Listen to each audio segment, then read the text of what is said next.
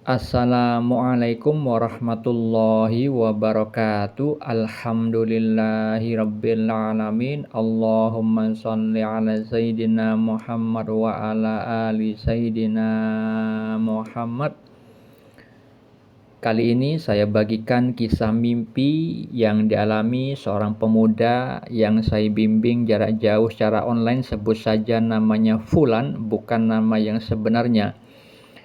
Fulan menyampaikan via WA tentang mimpi yang dialaminya dini hari tadi pagi, sekitar jam 3 pagi.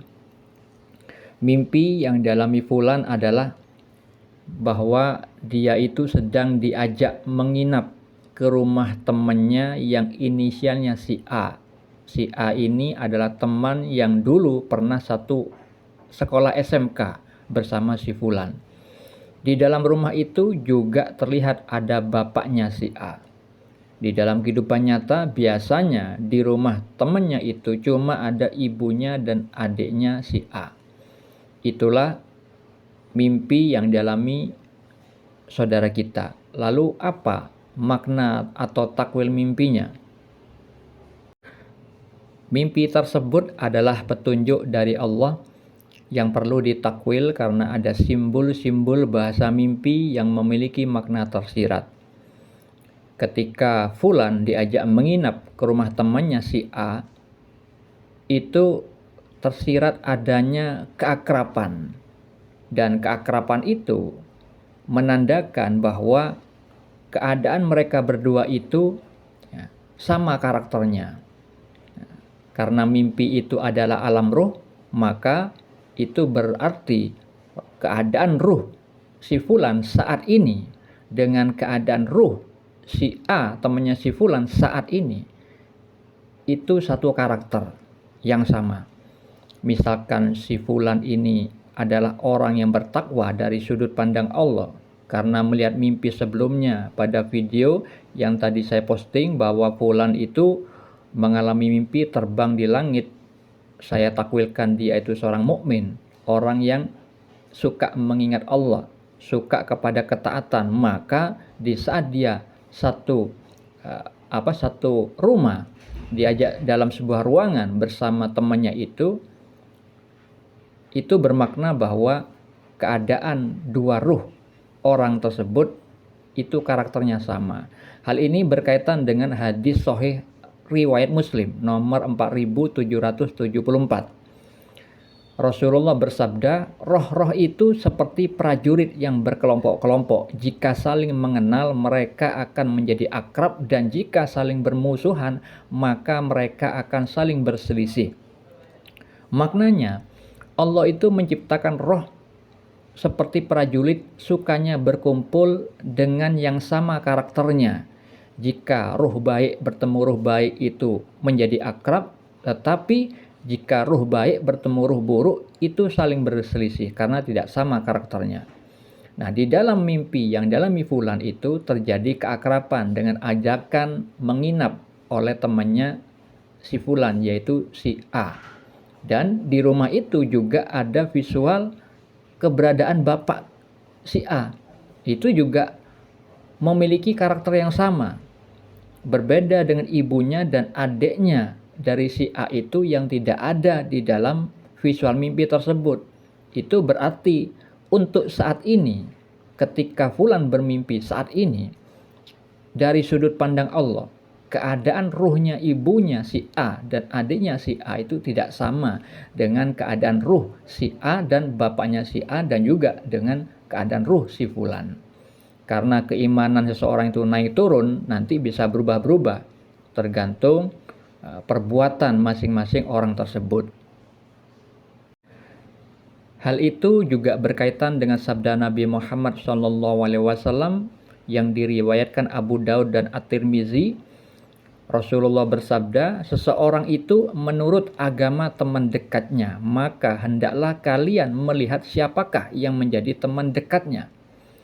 Saya cukup melihat si Fulan sebagai murid yang saya bimbing karena dia sudah mengalami banyak mimpi dan saya tahu kode-kode tentang keadaan si Fulan di dalam mimpinya itu.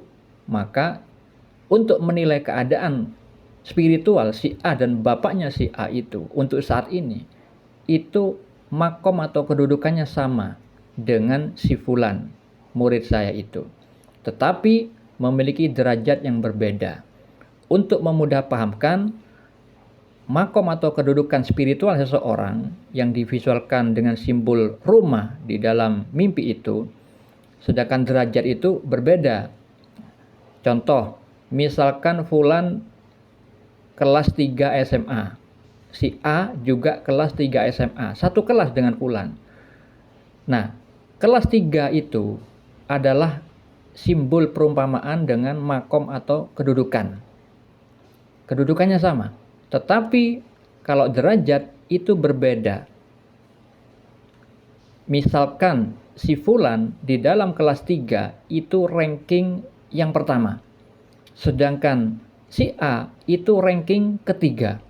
Nah, itu perwakilan simbol perumpamaan dari derajat. Seperti itu saudara-saudariku, untuk mudah memahami perbedaan makom atau kedudukan dengan derajat. Nah, keadaan pertemanan seperti yang disabdakan Nabi tadi itu cukup melihat keadaan agama temannya. Kalau agama temannya itu baik dan dia akrab bersama orang itu, biasanya keadaan agama orang yang berteman dengan orang tersebut itu kurang lebih sama. Karena seperti hadis sahih Muslim yang tadi yang dijelaskan bahwa roh itu sukanya berkumpul, berkelompok dengan yang sama karakternya. Suatu contoh, sebagai contoh, di dalam hadis riwayat Al-Bukhari, Rasulullah itu bersabda, tanda keimanan adalah cinta kepada kaum Ansor, dan tanda kemunafikan adalah membenci kaum Ansor. Ini memiliki ilmu hakikat, ilmu kebenaran hakiki, memiliki makna tersirat. Karena untuk mendapat label keimanan dari Allah itu tidak hanya mengatakan aku cinta kaum Ansor, tidak. Nah, ini berkaitan dengan hadis yang tadi, keadaan roh. Jadi kaum Ansor itu sudah diakui ketakwaannya oleh Allah, disebutkan di dalam surat Al-Hasyr ayat 9 bahwa kaum Ansor itu mengutamakan muhajirin atas dirinya sendiri meskipun mereka juga memerlukan. Maksudnya adalah kaum Ansor itu walaupun mereka itu orang yang butuh, tetapi beliau itu masih menyempatkan, mendahulukan kebutuhan orang lain yang seiman. Orang yang hijrah di saat itu. Nah, karena sudah diakui ketakwaannya oleh Allah, makanya Nabi itu menyatakan tanda keimanan adalah cinta kepada kaum Ansor. Jadi ruh-ruh orang yang beriman itu dalam kondisi baik dari sudut pandang Allah ketika orang beriman itu cinta dengan sebenar-benar cinta di dalam hatinya kepada kaum Ansor, sebagaimana Nabi Muhammad juga mencintai kaum Ansor. Sedangkan kebalikannya, jika ada orang membenci kaum Ansor yang sudah diakui ketakwaannya oleh Allah, disematkan di dalam Al-Quran, maka dia orang yang munafik. Orang munafik ini perbedaan antara lisan dan hatinya.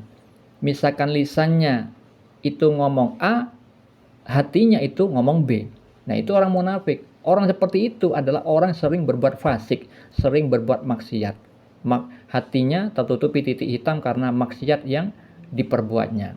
Nah, keadaan kebalikan dari contoh yang tadi, orang beriman yang suka berteman dengan orang beriman, maka Allah juga menetapkan bahwa sebagian orang zalim berteman dengan sesama orang zalim. Allah firmankan di dalam surat Al-An'am ayat 129. Allah Ta'ala berfirman, dan demikianlah kami jadikan sebagian orang-orang zalim berteman dengan sesamanya, sesuai dengan apa yang mereka kerjakan. Inti dari petunjuk mimpi yang dialami fulan adalah bahwa Allah memberi fulan karunia, tidak tahu tapi tahu. Maksudnya adalah fulan tidak tahu, tidak melihat dengan mata lahiriahnya tentang keadaan teman lamanya yang sudah lama tidak bertemu dan tidak pernah berkomunikasi. Tetapi Allah yang maha mengetahui telah memberi kabar tentang keadaan keimanan temannya dan bapaknya itu untuk saat ini. Semoga kisah ini membawa hikmah. Assalamualaikum warahmatullahi wabarakatuh.